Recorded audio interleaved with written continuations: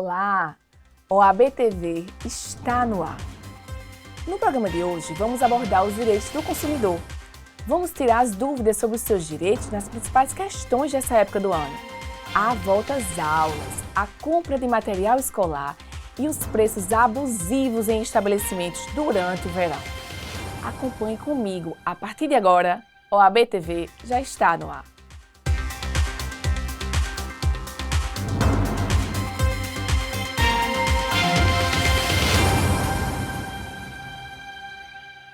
Hoje, em nosso programa, recebo aqui o presidente da Comissão de Direito do Consumidor da OAB Paraíba, Dr. Giovanni Faraco. Mais uma vez, seja bem-vindo aqui, Dr. Giovanni.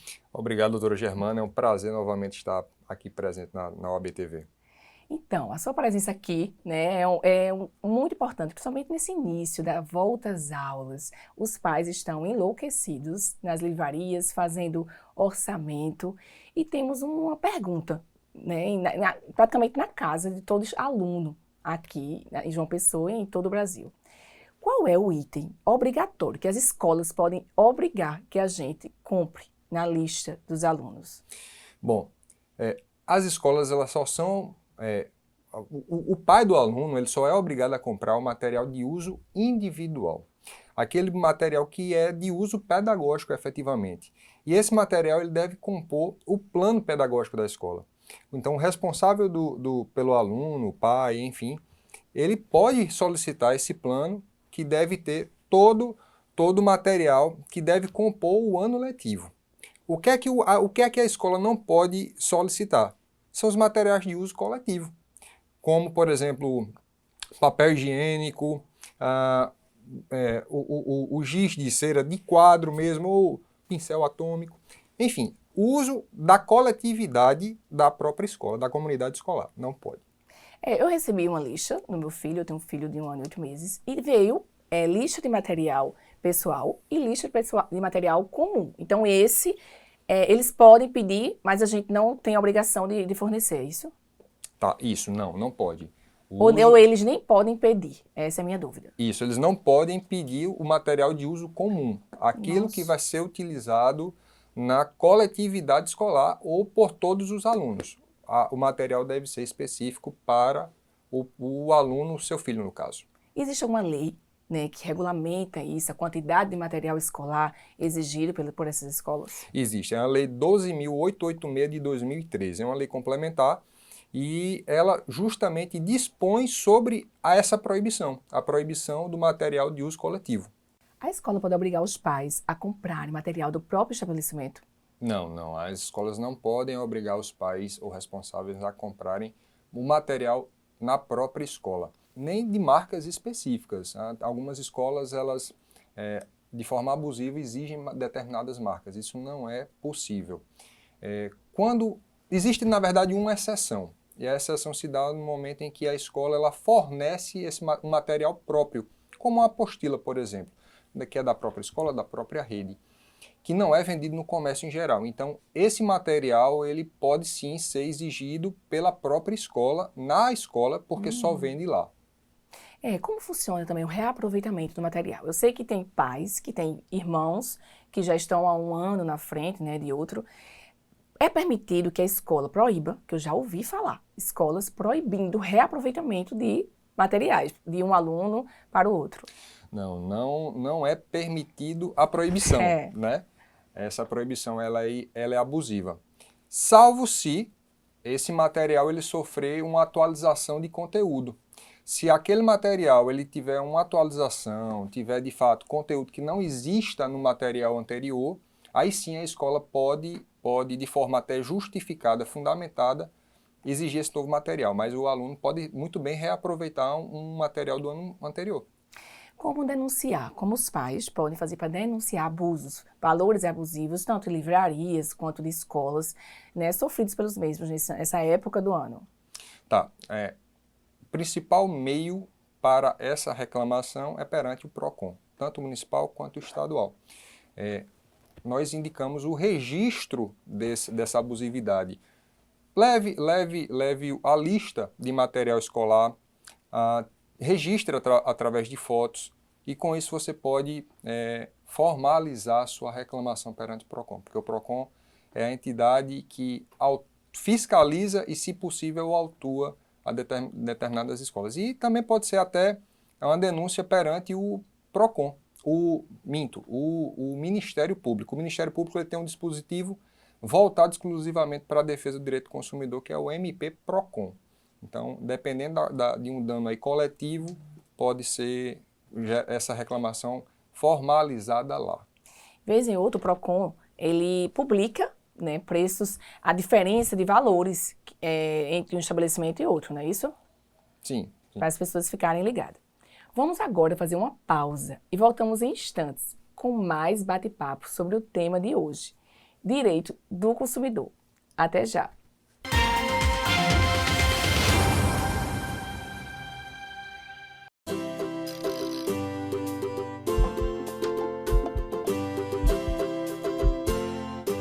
Orientações de segurança para os ciclistas.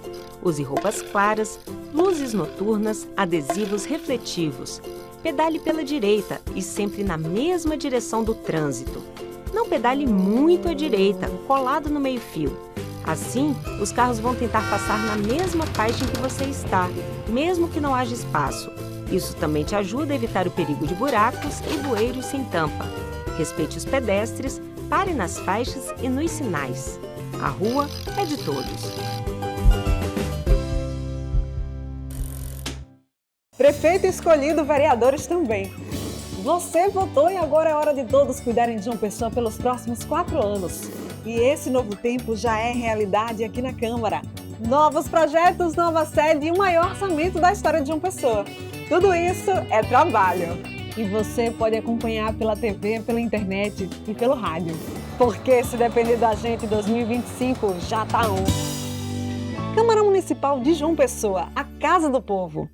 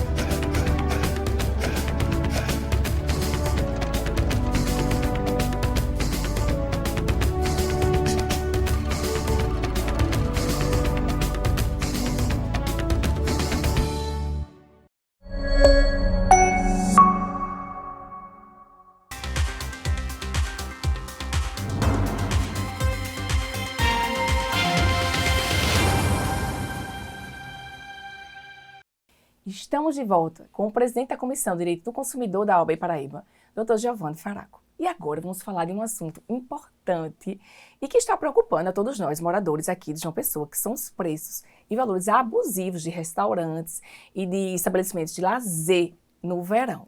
Como é que tá, né? Como é que o pessoal do direito do consumidor, o PROCON, vai lidar com tudo isso? Bom, aqui em sede de capital, né? Nós passamos, tanto capital quanto a parte ali de Cabedelo, nós passamos esse verão com esse problema, né?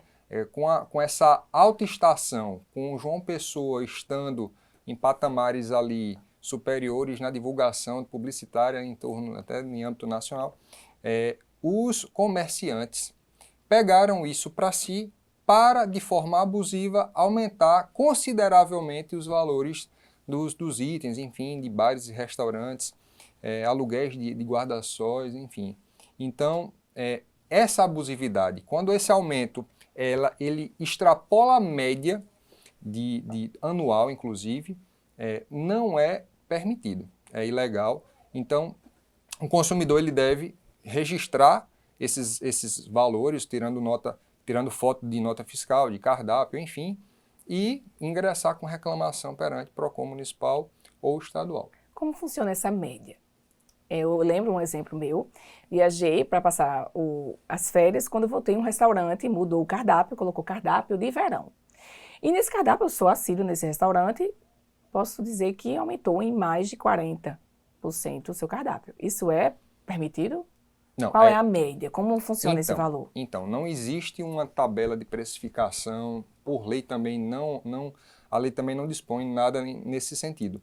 Mas é o uso do bom senso. Nós recomendamos sempre o uso do bom senso, tanto para consumidores, mas também para os fornecedores, que eles aumentem de forma a ser justificado aquele aumento. Se determinados produtos lá, como bebidas, enfim, outros bens de consumo, eles aumentam nos distribuidores, de fato, esse aumento ele vai ter que ser repassado ao consumidor. Mas ele tem que ser proporcional. Esse aumento ele não pode ser abusivo, ele não pode extrapolar essa média. Quem foi para a praia aqui em João Pessoa, nessa época de verão, percebeu a privatização do espaço lá da areia. Quase não dá para a gente colocar nossa sombrinha em nossa cadeira. E assim, os valores foram duplicados. Eu soube que na Praia de Camboinha, um guarda-sol com 2 cadeiras estavam cobrando por R$100. R$100. É permitido cobrar, ainda que seja se consumir, o cliente consumiu nessas barraquinhas, porque eles vendem churrasquinho, cerveja, e ainda é permitido que eles cobrem pelo uso da sombrinha em cadeira? Bom, em relação a esse valor, a gente já de cara nota a abusividade nesse valor, né? Então, foge, como a gente havia dito, foge da média anual de cobrança. A sombrinha, por si só, ela pode ser cobrada individualmente. É um material que está ali sendo disponibilizado, que não é do consumidor, então ele pode ser cobrado. No entanto, ele tem que deixar muito bem claro o valor daquela sombrinha, deixar explícito em placa, enfim. E também não pode estar vinculado ao consumo na barraca, porque aí consideraria venda casada.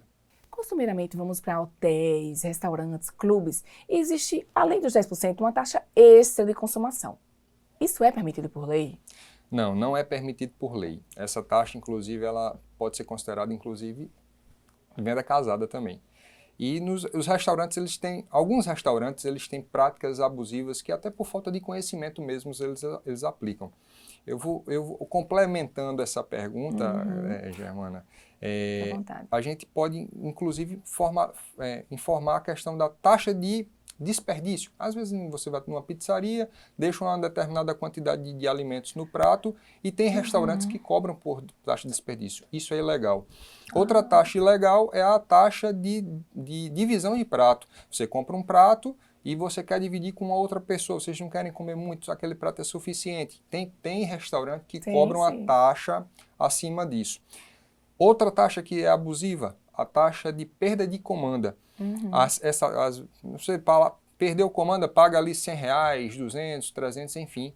Essa taxa é proibida, é ilegal, porque a administração da comanda é do estabelecimento. E também a famigerada e os conhecidos 10% do garçom. Esses 10% são basicamente gorjetas, então fica por mera liberalidade, facultativo, mera liberalidade do consumidor, inclusive a porcentagem. Se o consumidor entender que não, aquele garçom merece 5%, pague 5%, 15%, enfim, fica muito a critério do consumidor. Então, e aí uma dúvida, a gente como consumidor, posso pagar diretamente ao garçom? Olha, eu vou te dar uma gorjeta, lhe dar uma gorjeta, é permitido? Pode, sim, é permitido. É permitido porque aquela gorjeta justamente vai para o garçom, não vai para o estabelecimento. Doutor Giovanni, estamos disponibilizando enquetes nas redes sociais e um telespectador e seguidor nosso perguntou o seguinte: ocorreu que ele chegou no hotel e normalmente a entrada é às 14 e a saída é meio-dia. E esse hotel proibiu que ele ingressasse nas áreas comuns, restaurante, piscina. Isso é permitido? Tem alguma coisa que nos proteja como consumidores para a gente poder entrar na piscina, ficar no restaurante a partir do meio-dia?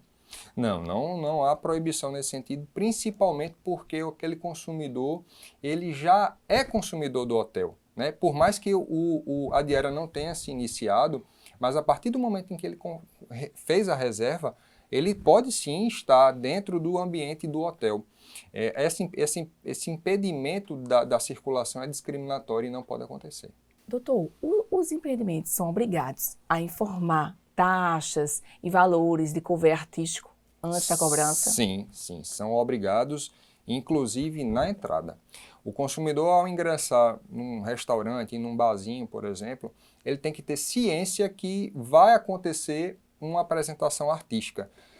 Inclusive, nesse informativo, deve constar o início, o horário de início, de término dessa apresentação, valores também. E há um detalhe nessa questão de cover artístico, pouca gente sabe disso, que se o ambiente, se o estabelecimento, ele tiver uma área externa que você vai ficar ali não querendo ouvir o artista e quer se isolar e mal escuta ali aquele artista, esse valor de cover ele não pode ser cobrado para os consumidores dessa área, tá?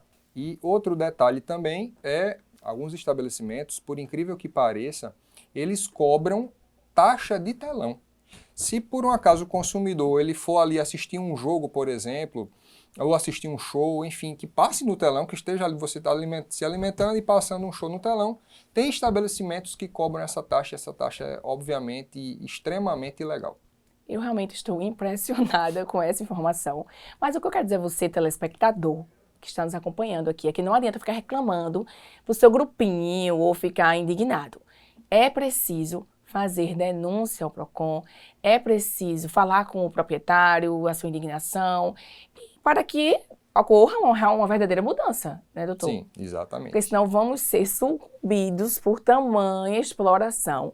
E agora começou no verão, daqui a pouco a nossa cidade foi descoberta, daqui a pouco vai ser no meio do ano, né, no São João, nas festas juninas, e temos que nos movimentar. Isso, o consumidor ele não pode ficar silente, ele não pode ficar inerte quanto a essas abusividades que nós enfrentamos agora, estamos enfrentando ainda nesse verão.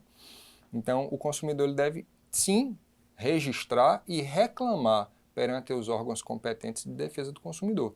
Senão, a gente vai virar uma bola de neve e lá na frente, para reverter isso, vai ser bem mais complexo. Para finalizar aqui o nosso programa, uma pergunta bastante importante. Os estabelecimentos podem cobrar por estacionamento? Qual o limite de valor? Se você consumir, eles ainda podem cobrar, se houver mudanças exorbitantes nesse período de verão, o que é que a gente deve fazer? Os estabelecimentos eles podem cobrar por estacionamento, caso esse estacionamento ele seja de fato de propriedade do estabelecimento, dentro do terreno do estabelecimento. E principalmente também se houver muitos estabelecimentos que estão utilizando o valet, e aí eles podem cobrar por esse serviço terceirizado. O que é que não pode ser cobrado em caso de estacionamento? É quando há o rebaixamento da guia para o asfalto, enfim, para a calçada, que ali se torna, mesmo sendo do estabelecimento, é considerado um ambiente público, é um estacionamento público. Então, eles não podem cobrar quando o estacionamento for dessa forma. Doutora Giovana, eu gostaria que você disponibilizasse o seu Instagram para perguntas, demais perguntas dos nossos telespectadores. Eu vou disponibilizar o Instagram da comissão, que lá nós tiramos todas as dúvidas de consumidores, chega muita coisa por lá, e nosso Instagram ele é bastante dinâmico e atualizado. Nosso Instagram é o @CDCOABPB, Comissão de Direito do Consumidor da OABPB, CDCOABPB. Então é só ir lá e tirar a sua dúvida. Gostaria de agradecer mais uma vez a sua presença e informações valiosíssimas. Obrigado, doutora Germana. Nós estamos sempre à disposição da OABTV.